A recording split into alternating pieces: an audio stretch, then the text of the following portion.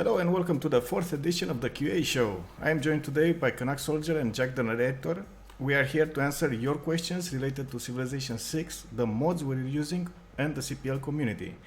Please use the CPL QA show channel or the stream chat for any questions you may have. And before we start, let's get the announcements out of the way.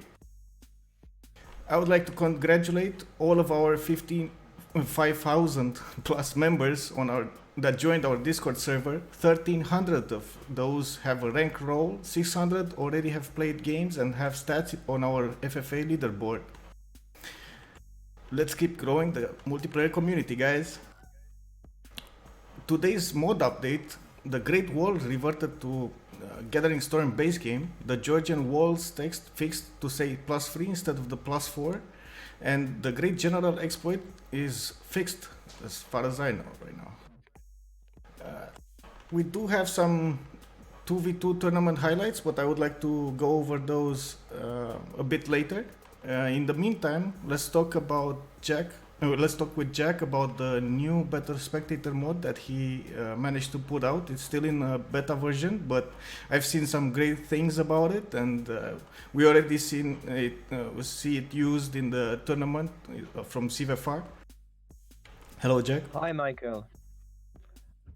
Thanks for having me. So yes, this new mode was released now a couple of weeks ago and been tested successfully on CVFR. And this was done as well with the help of G and Deluxe Philip. Both of them helped a lot in feedback, and all the caster actually on CVFR. So the way this mode works is a bit different than the previous visions mods that were built. So, for instance, you don't need to be last in slot and all things like that. And essentially, the goal is to have something that is would make, I would say, casting a bit more interesting. So there are a couple of aspects that are completely changed. So for instance, you no longer a player in the game, you're actually an observer. So for people that played C5, you had a way to basically be in a game without being a player. So it works a little bit like this. You arrive, you choose a civilization that is named Spectator, and essentially when you enter the game, the coding will transform you into an observer. So you have first a normal view where you are able to essentially see everyone, all the resources. But I think what makes this mode interesting is the fact that you can actually then watch a game from the perspective of another player in the game. So the way it works is that you will essentially point on one of the portrait of the player, using the diplomacy ribbon you have on the top of the screen. And by clicking on that, you will essentially become the player. So you will observe the game from his perspective. So you will see exactly what the guy is seeing. You can see as well what he's doing, his policy cards, what he's producing, and hopefully it makes the casting experience a little bit better.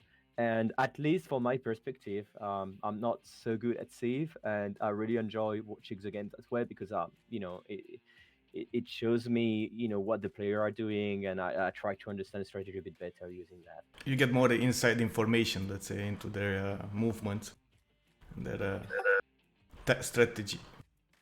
Yeah, no, exactly. And it's still work in progress. So it's stable, but it's still in beta because there is a couple of more things that I would like to add based on the feedback of the players, and make the interface a little bit more, sleek and professional. But I guess if not by Christmas, but for next year, this will be completed, and hopefully it will become standard, and then based on what are the update, the the feedback from the community, I will add stuff. One thing that is missing, and Kanik is helping on this one, is to get the Congress working. Um, so ideally, you would like this player not to be controlled by AI and voting, and Canuck has help asking fair access, and we'll see how they come back with intel on how the coding works around that part because it's not being exposed. And once I know that, I would be able to complete the mode. Very nice. I actually found it very useful in the game I commented 2 days ago, I think. It was amazing to see the different perspectives of the players, especially when you get to see how much they discovered, how much they didn't discover on the land, if they have a spy somewhere, if they don't have a spy, stuff like that. Even the damage output of one unit against another unit, that's also important to see and comment on. Yeah, and as time go by, we'll add more of this.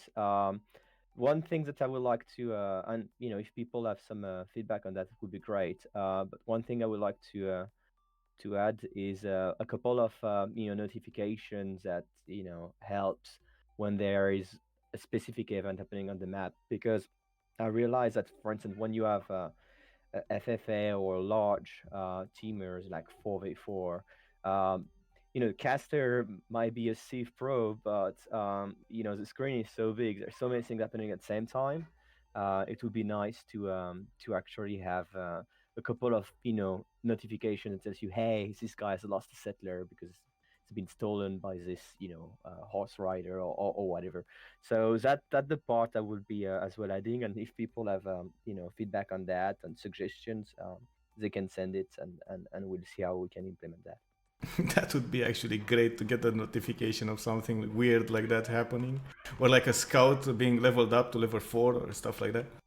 That Yeah, no, exactly. And it's it makes when you're watching StarCraft 2, for instance, those games where the casting community is much more mature, and people have been doing that in league professionally for years. We still have way to go on Civ, but at least having tools for casting would, I think, help bridge the gap and make watching a game more enjoyable. At least I believe that, and I will try to spend a little bit of time on that direction if I can. that is actually great news. I have been waiting for this for I think a year now.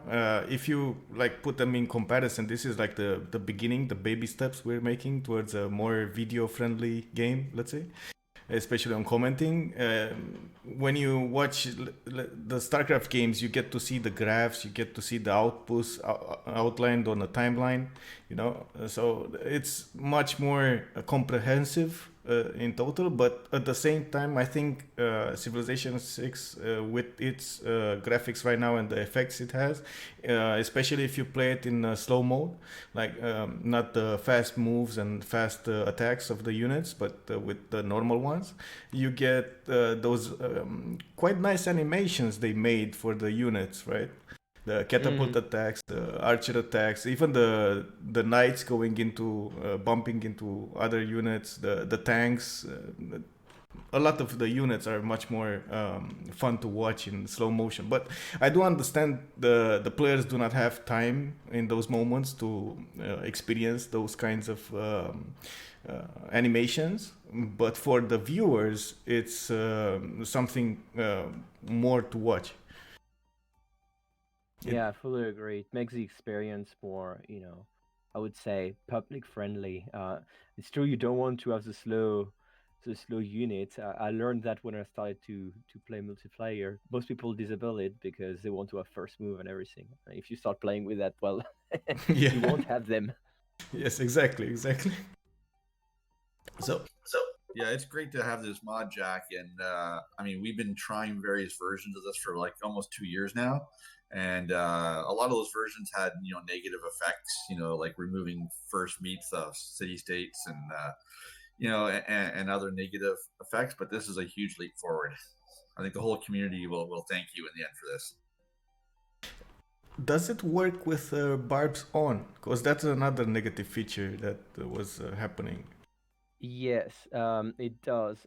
So the way it works is that when you are using the better spec mode, um, essentially when the turn is changing over, the map will be suddenly covered by fog, and that way the barbarian can spawn. So it's essential. That's the reason why you see when you see a game cast with this mode, you will see suddenly the map get a blanket of fog, and this is necessary. Otherwise, you can't get those barbarians spawning on the map. The other thing which is funny about barbarians is that if you're playing with this mode on, even if you're not a spectator, you can actually see the different barbarian tribes. So I don't know if you knew, but um, when you play normally in the game, all the barbarians they look the same. Yeah. But actually, 5X is created, sub tribes. I don't know why they're not on in the base game, but if you have the spec mode, because you add an observer to the game, suddenly the barbarians' true identities are revealed. So you will see they have a slightly different shade of colors. It changed nothing from a gameplay perspective, but it was just a funny detail. I wasn't aware. I just discovered it when I was coding for that mode.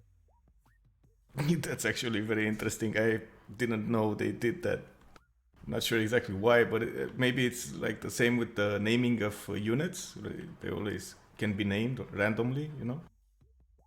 Yeah, no, I mean it's a bit odd because they have several tribes, but technically, from a coding standpoint, the barbarian is just one player. So I think maybe it's because the barbarian camps are like cities, and probably each city is like a tribe. I mean I don't know what is the logic behind it. I just find it funny to see the different colors. They're all in shade of red, by the way. It's just instead some would be red with like a dark green, some would be red with just black, and some would red with dark gray or something like that. So it doesn't disturb the player. um, I noticed that with the spec, but what is funny is that if you play for with a player, simply a normal player, you will see the difference as well.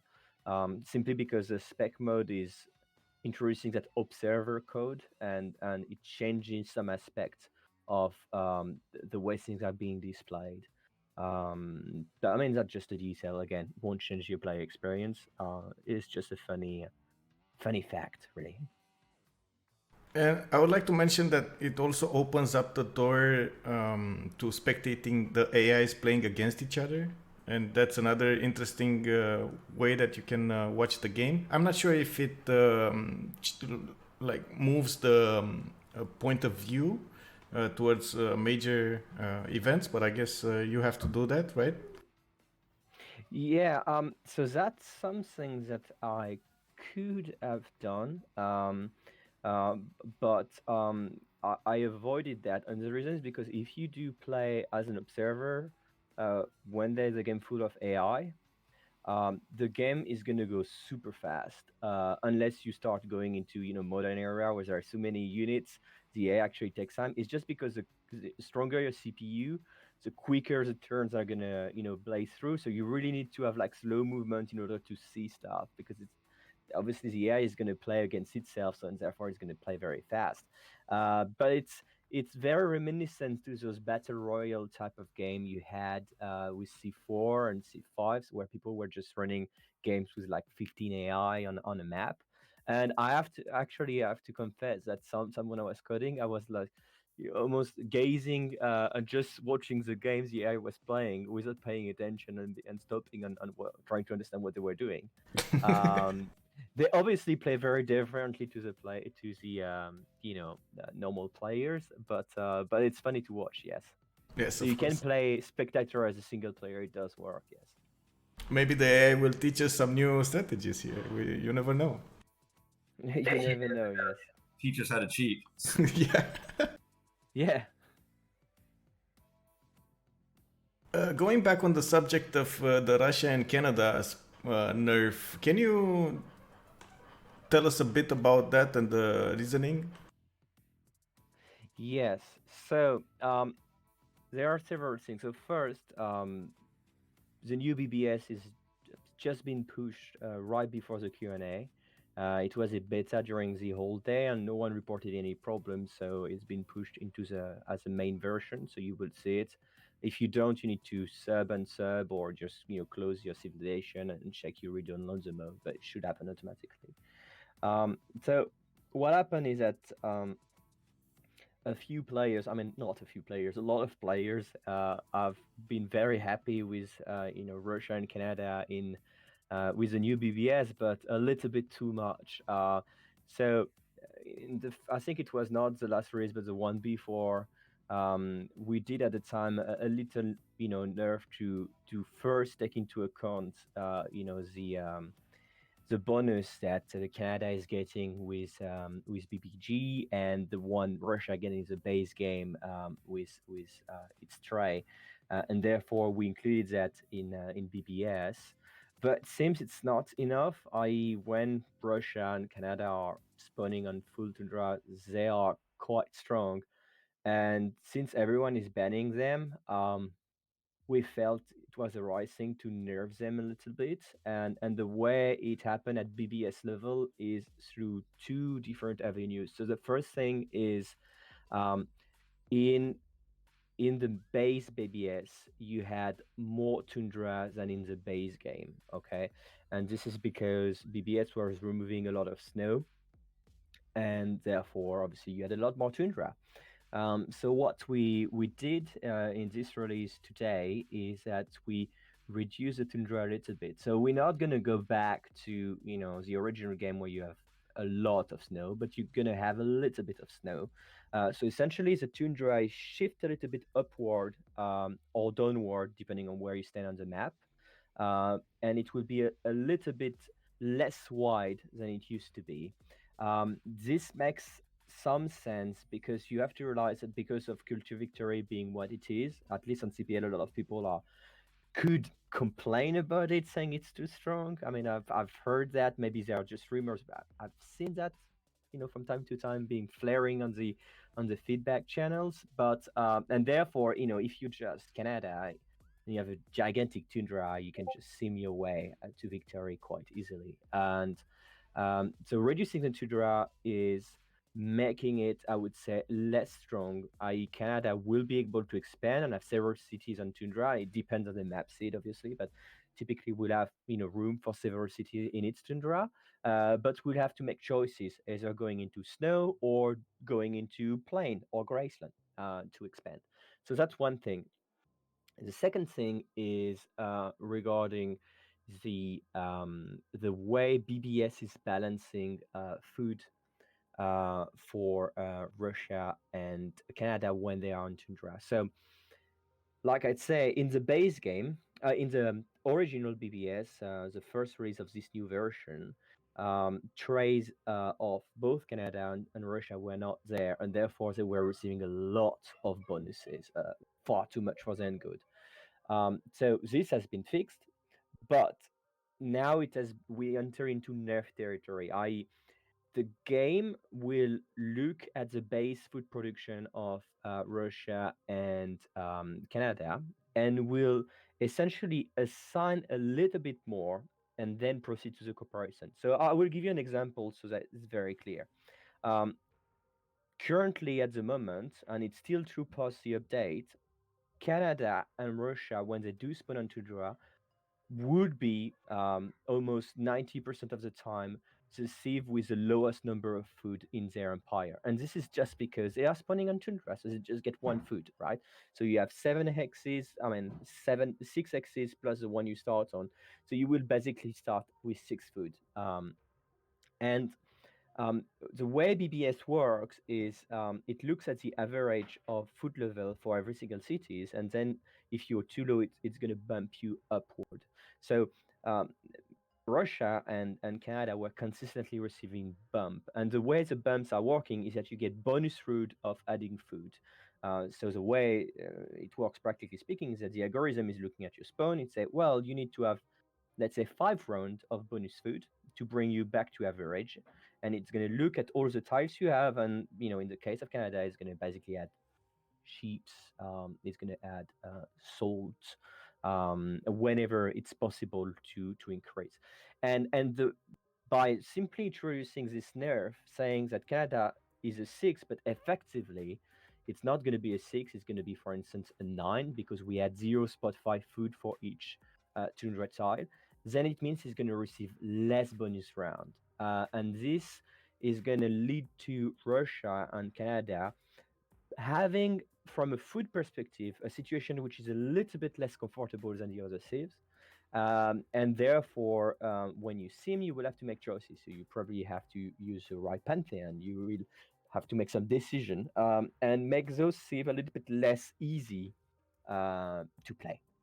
Well, one of the big problems with Russia, and the main reason we mostly ban it, is because it has the possibility of getting so much faith before the first stage that it just gets settlers everywhere.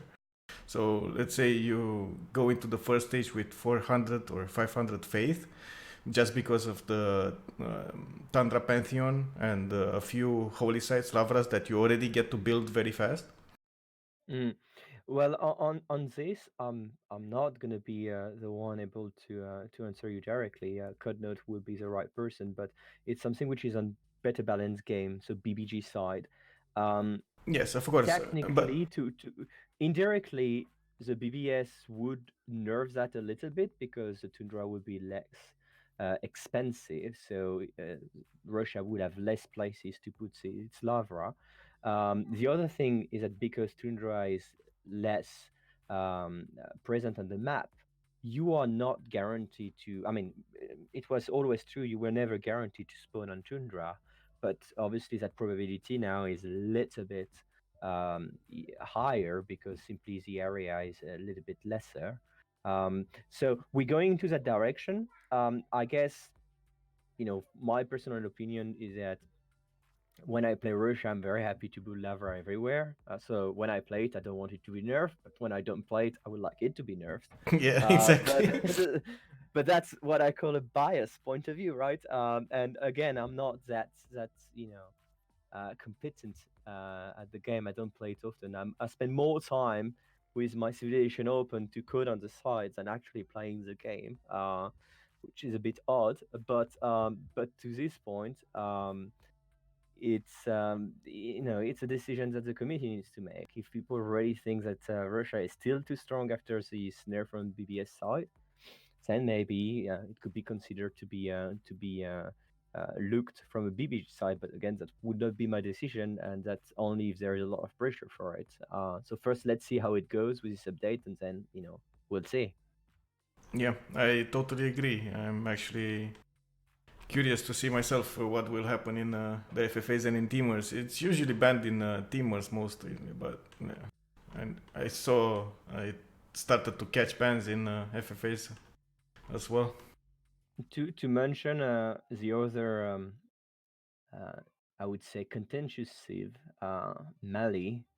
So Mali has not been nerfed more, just to be clear, in this BBS released. What I did is that I slightly turned down the number of tile you get associated with the desert, but I make them less clustered. So, um, Mali was nerfed quite hard because it was the most OP save when the new BBS was out.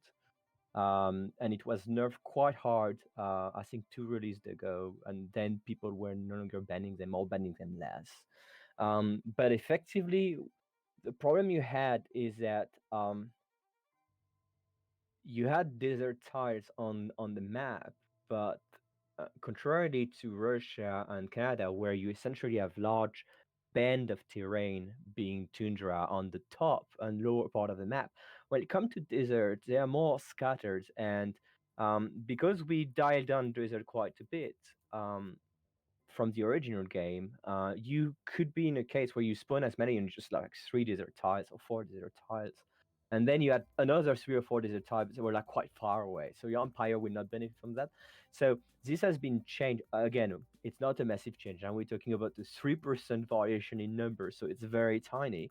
But I use this opportunity of correcting bugs and nerfing, Canada and Russia to make slightly less desert on the map, but the desert being a little bit more clumped together, so that overall net it's not going to change much for Mali, but it means you're going to have a little bit less desert around the map in weird places, and they would be a little bit more cohesive together. So that would be the change for Mali. So not a nerf, really more just stable. Whereas clearly for Canada and Russia, you do have a nerf. I would like to mention that Mali 2 weeks ago got reversion back to its original production for the mines, as far as I know, right?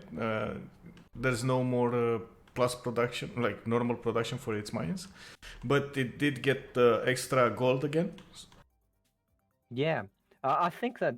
I mean, I think that's the right call because um, uh, Mali was buffed because it was not spawning on desert. So it was very logical for BBG to just return to the base game, and it will make Mali a bit more flavorful when you're playing it. So you start on desert, you have a lot of food. You need to. I mean, I like it. As a matter of fact, I mostly play PvC, and I have one of the game where I'm Mali, and I'm trying to expand in Africa. Again, level of play is what it is, but I like having my desert pantheon and trying to clump my holy site together, and hopefully I will be able to achieve in 2 or 3 weeks time the good money mentality. I mean, obviously it's PvC, so it's like literally I play one turn every 2 days, but yeah, I enjoy the new Mali, clearly, which is the old Mani but made better, and now you can play it competitively on CPL as well. I would like to quickly say a few words about the matches in the 2v2 tournament that, from what I've seen, it's quite a success right now. We had some clear results and we had some upsets. Now I see that in the upcoming fourth round, we got Tordred and Sivoki playing against Milamber and Yort, and I think they're playing tomorrow evening, Europe time. We got Harambe and Morningstar, that's Esdeath, playing against Legion Distoria. That's another great game. As you can see, we're getting into the big boys fighting against the big boys rounds. This is the most, I think, attractive games that you can see right now. Yesterday, Pelman and Clan played against Bispis and Deluxe, and Pelman and Clan got the upper hand. We already have Slay and Odin got a win over Kerrian and Southrix, and they're gonna play against the other Russians, Pelman and Clan. This is gonna be interesting as well. Not sure exactly when, but that's round 5, and I guess it's next week. And in the It's good to see the CPL teams doing well. It's a great tournament put on by Civfar for sure. Yeah, I understand they were even sponsored by Taipei something. Not exactly sure of the name, but it's great that we already have some sponsors for this kind of tournaments. On the upsets, I want to mention that Red Phoenix and Checker got into the lower bracket. Jack and Ben went into the lower bracket. That means the loser bracket from turn 1, from their first game. And then we have Tomb Raider and Archetype that are waiting to play again in the loser bracket. So we still have a lot of good games being played right now. I think it's going to be at least 4 more weeks until all the games will be finished. I'm not sure if they can finish them faster or not, but this is starting to get really, really, really interesting. I can't wait. Every day I'm opening up the CFR server channel, and I want to watch the schedule when the teams are getting their scheduling done. Well, even good teams have bad days, and so be it. I totally agree, and that was one of the discussions I had with Deluxe about the map picks, because we had some weird maps like Terra that is basically a cage fight.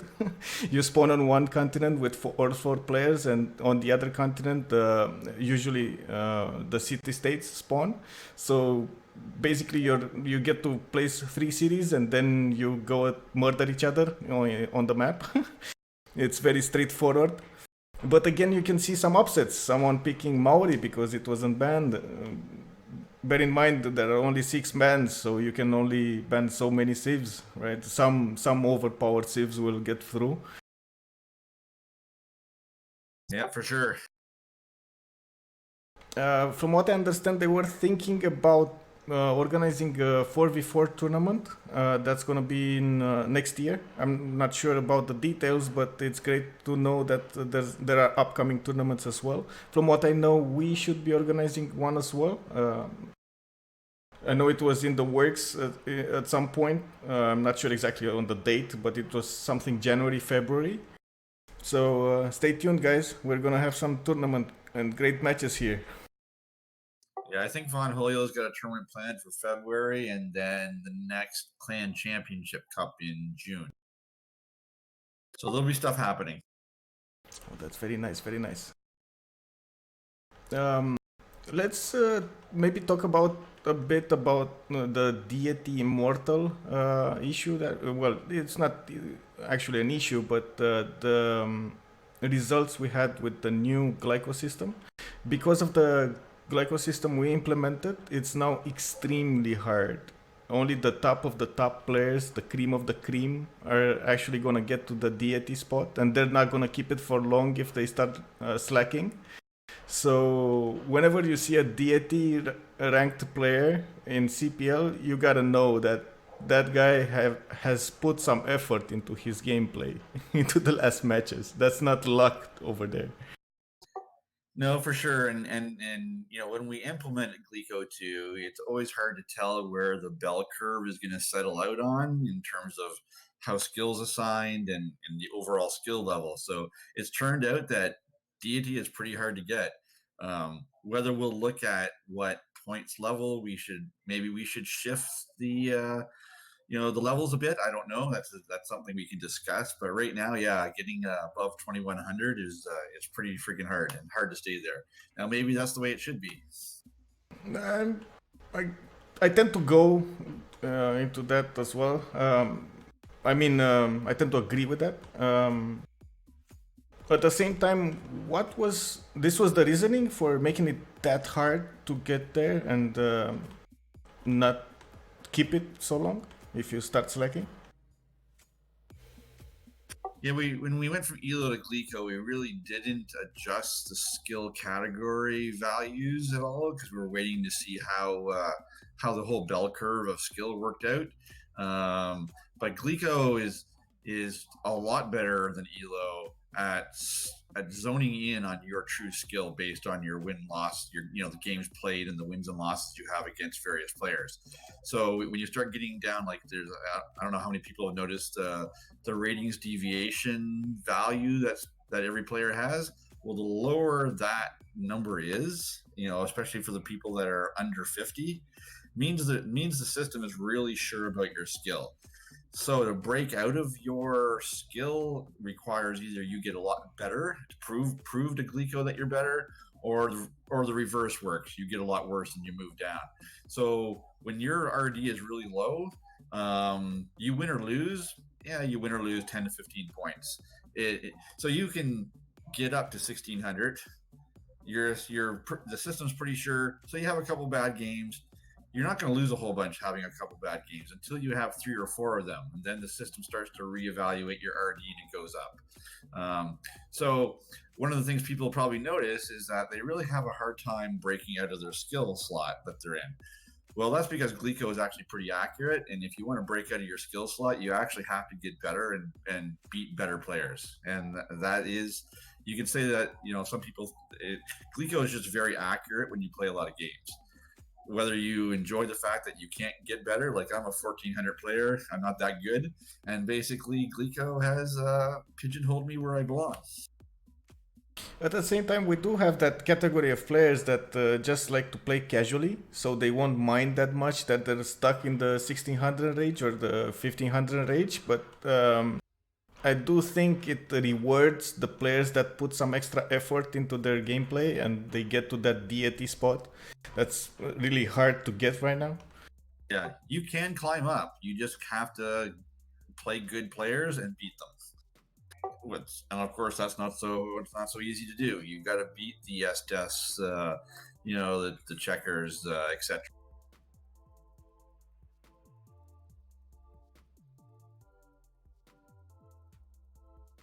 I'll take a look at the FFA leaderboard right now. Yes, please do so. I cannot actually move my screen right now. Yeah, so like S-Death, I just reported a few games and it put S-Death into the deity role again. Like he lost or didn't had one bad game and it dropped him down a bit. So he's now at the top. Tordred's under him, G's under him, Falcon, Red Phoenix, Destoria, Homeless, Savoki, G-Magged. So if you want to move up, you basically got to play these top 20 players here.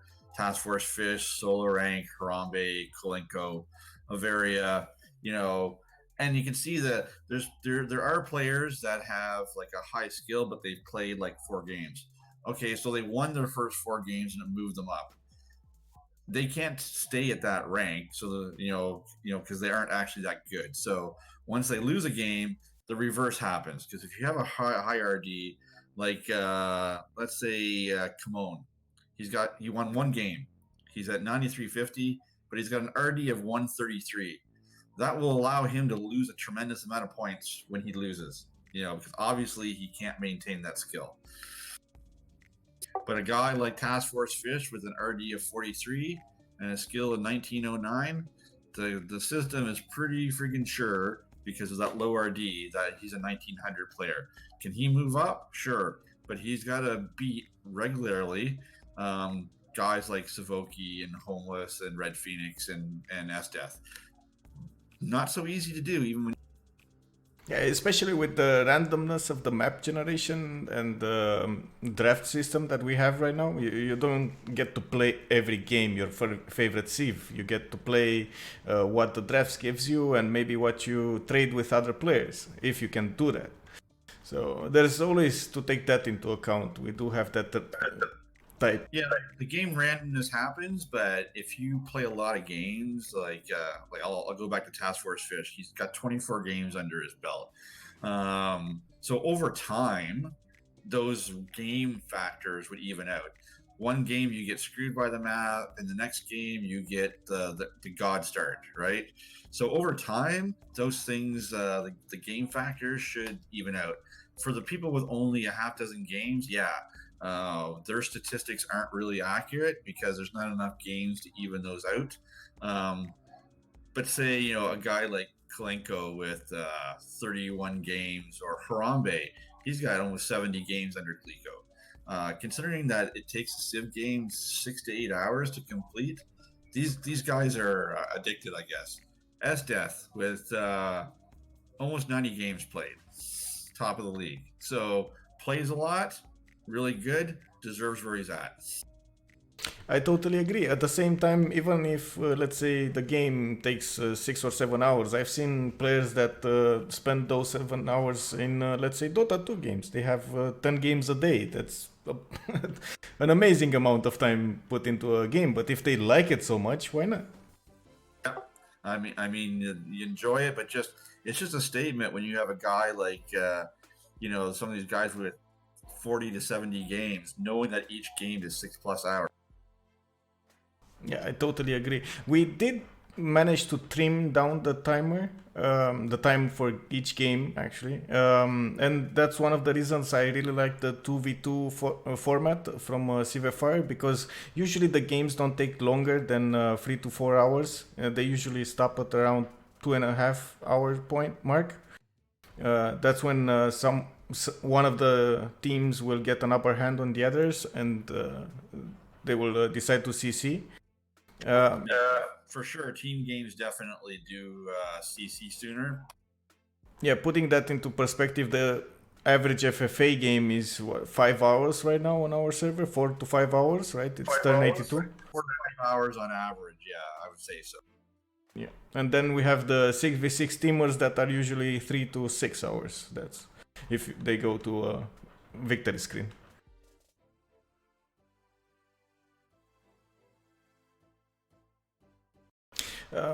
Just a few comments about the 2v2 format. It's a lot different from what I was used to in FFAs and in um, the 6v6. One reason being there's a lot more strategic resource management that you have to take into account when you play it. Because you cannot rely that much on the abundance of strategics in your team.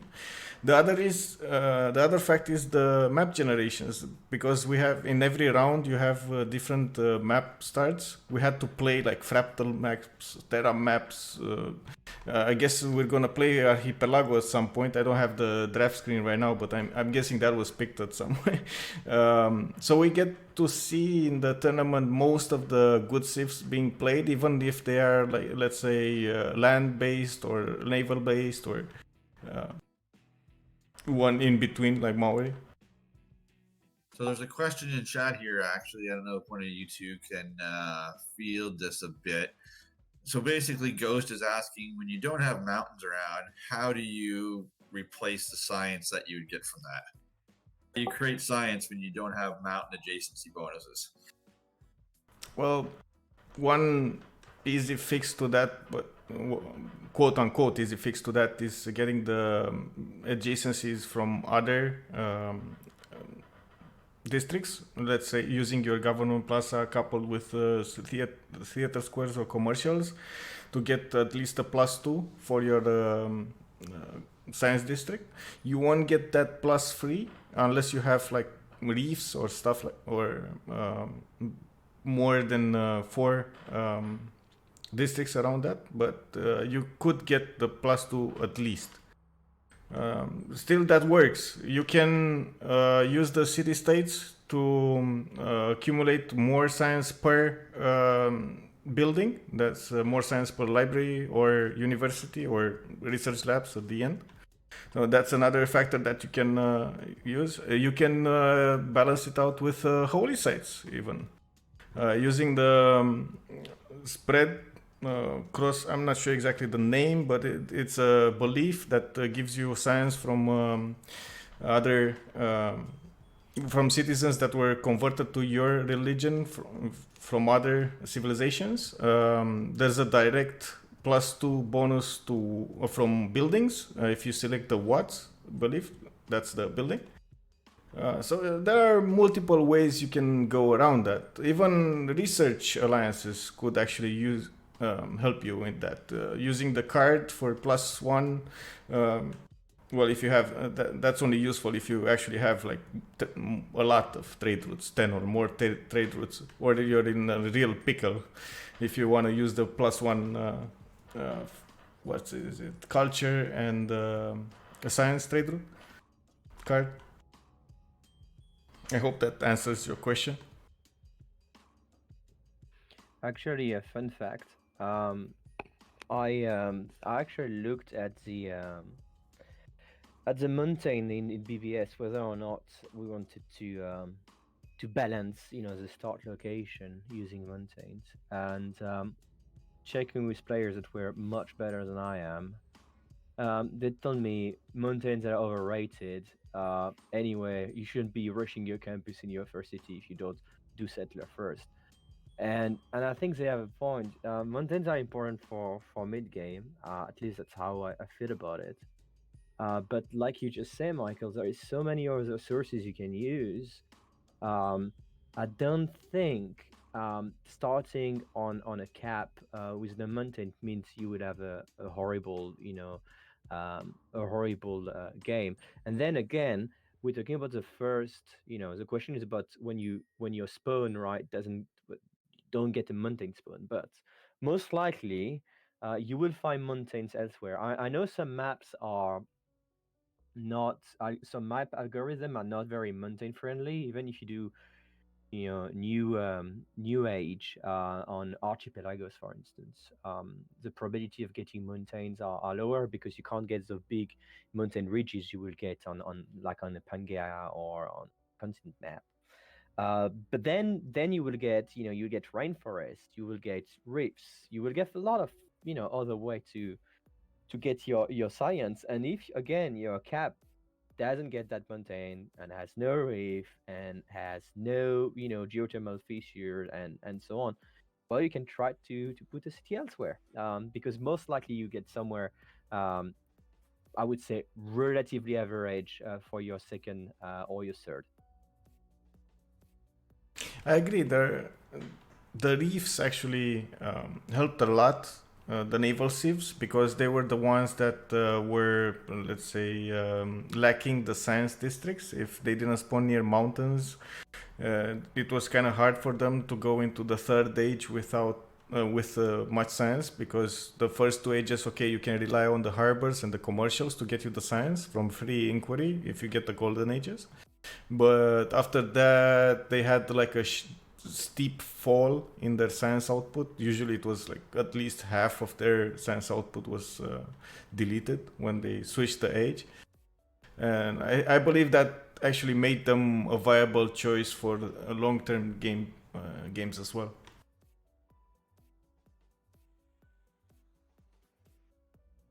I forgot to mention Pingala. I think that was the first I should have mentioned. From what I've seen in most games, the players go for that Pingala early culture, then into science from population. That's all. Yeah, I think there's even people that'll do ping unless they have a low production, a low production capital. They'll go Pingala instead of Mag because Pingala is so strong. Yes, it is a choice because you don't get that many governor points. So the earlier you get Pingala, the best the more science and culture output you will have. At the same time, like you said, going Magnus can give you that extra edge that you can need to chop units out and attack someone, or chop wonders or other districts that you need. So that can be useful as well. But there are only 3 governor points before the at oligarchy. Once you reach political philosophy and you get the government plaza, then you have to actually make the building inside the government plaza to get some more before you actually get culture and stuff like that. It's kind of tricky. You lose 10 to 15 turns if you do not go Pingala culture. So you have to take into account, does it pay at the end of the day to go Magnus or a money first? Maybe a money to Susa city state and get the first golden age, or Magnus to chop the units out, let's say horses, and go take over another civ and use its cities for more culture and science. That can also be a valid strategy, but it's all up to the player and the situation available at that certain point. This is one of the reasons I actually like very much this game compared to, let's say, established strategy games like StarCraft that you mentioned earlier. StarCraft is a more straightforward game than Civilization, and with a lot less randomness. Basically, you know the maps beforehand. You have played those exact maps thousands of times before you go into that game. So you have an idea of even the current build order that you want to make.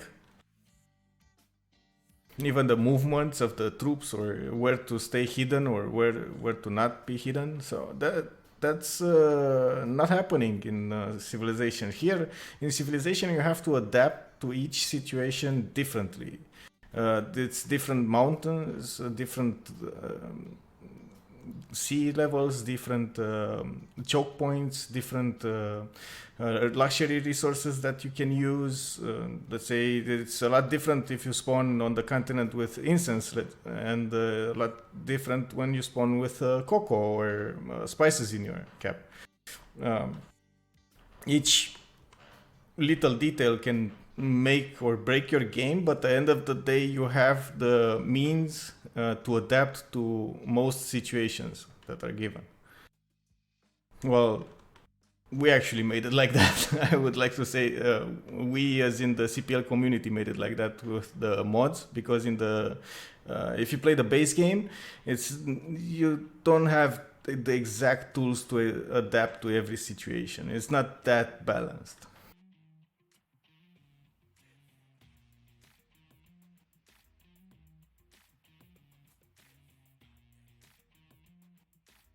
Any other questions you want us to talk about? Well, there's a post by Claver, but it's I'm not sure where it's coming from. It's about France versus America. Well, France would win, right? Guess depends on which continent France is on. No, I think he's just answering, because it's he probably posted it on the. I think he posted it in the wrong channel. Maybe Yeah. Ghost is posted something here. Yeah, guaranteeing resource. Okay. The ghost point about guaranteeing a resource. So that's like a BBS question. So the way it works at the moment is that BBS will guarantee you two resources depending on what era you starting the game. So if it's ancient, you will start with horses and iron to be guaranteed in your cap. Um, by that I mean it would be, I think, within 4 or 5 tiles from your spawn location. And first, you know, this design was the one you were supposed to have in multiplayer when you were selecting balance spawn or balance start as an option. It's just that the coding was from Phyrexis had some problem, and in effect, it was not always happening. So that's being fixed in BBS. Um, Now, there have been some debate whether or not you wanted to add other resources guaranteed.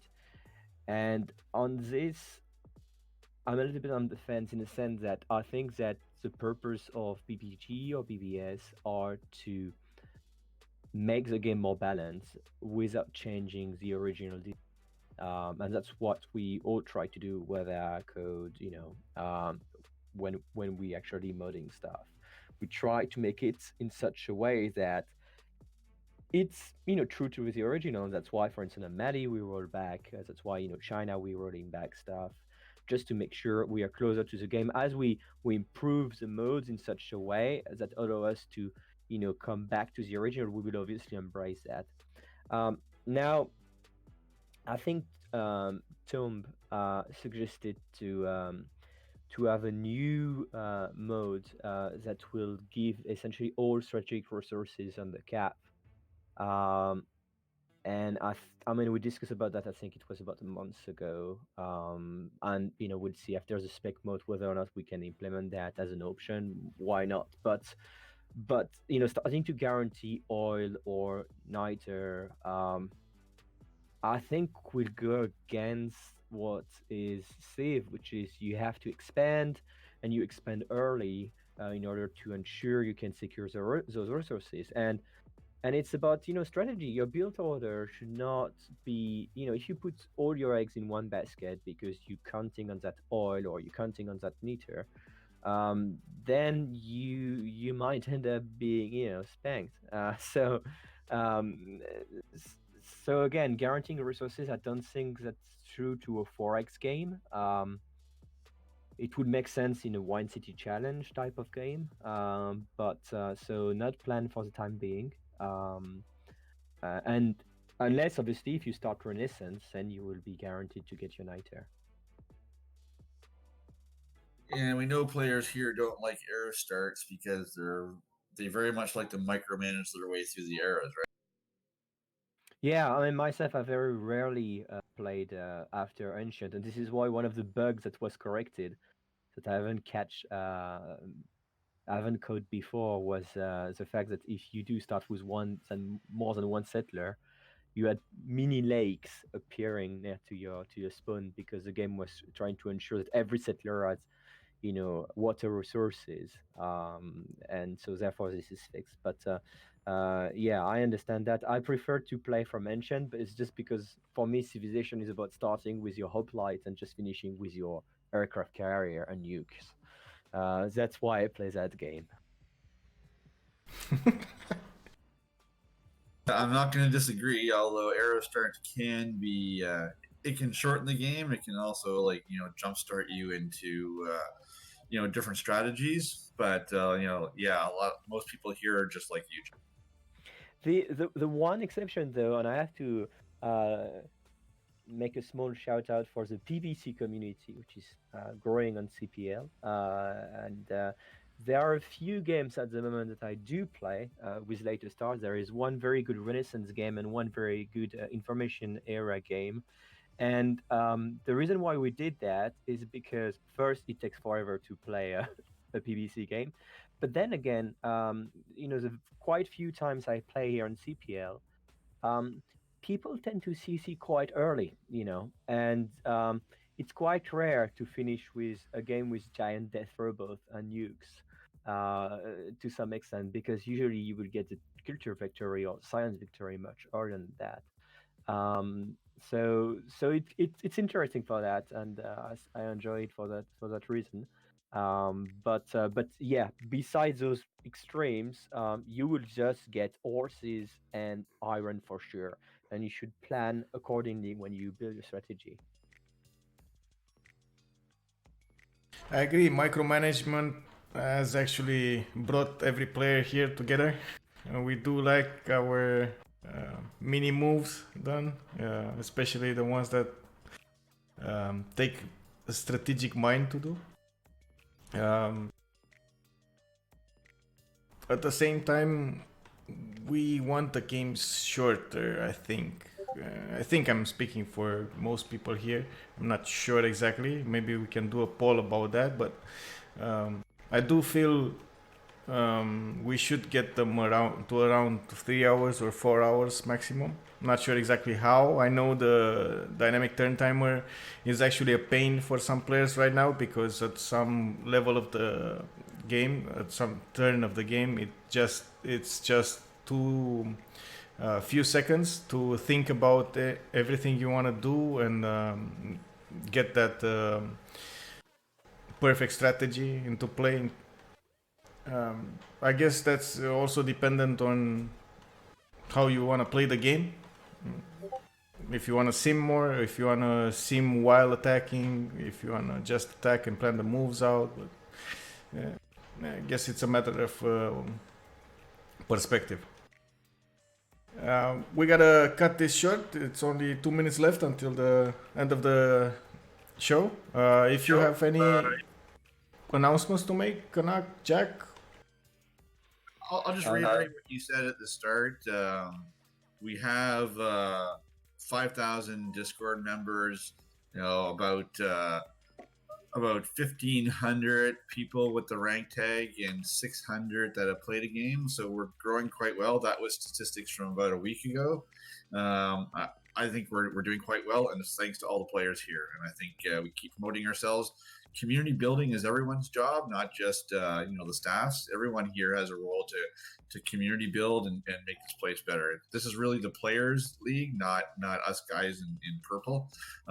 We're just here to keep the train on the rails.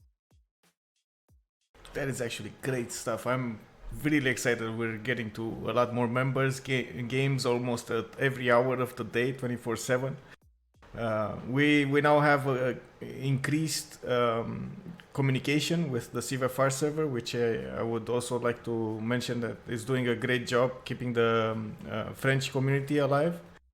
At the same time, the Russian servers are working towards that as well. So a big shout out to both of them.